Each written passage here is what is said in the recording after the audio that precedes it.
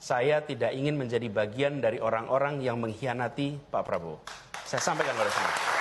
Begitu Pilpres selesai, saya bertemu dengan Pak Prabowo. Dan saya sampaikan kepada Pak Prabowo, saya sampaikan pertama, mission accomplished.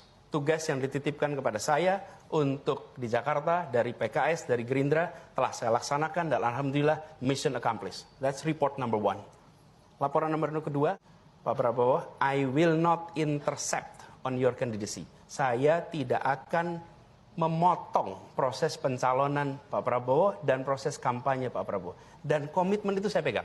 Saya memiliki komitmen dengan Pak Prabowo. Tidak ada yang tahu kecuali saya dan Pak Prabowo. Tidak ada yang tahu.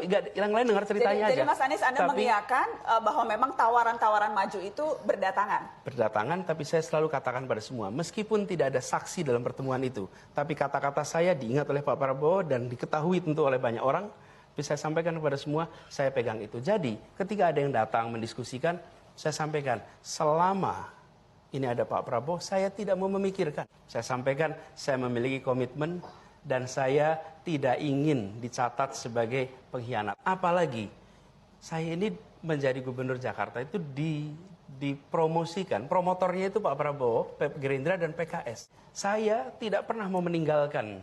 Kalau kita sudah bersama, saya tidak akan tinggalkan. Dan inilah prinsip yang saya pegang. Jadi Mas Anies, ketika itu syaratnya, kalau Pak Prabowo masih jadi calon presiden, Anies Baswedan tidak akan maju.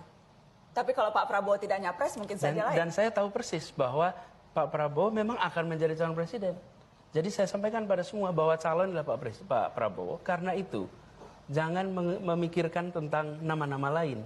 Dan jangan harap saya menyatakan bersedia, apalagi menjadi poros ketiga, tidak mungkin. Selama masih ada Pak Prabowo ketika itu. Dan itu komitmen saya dengan Pak Prabowo.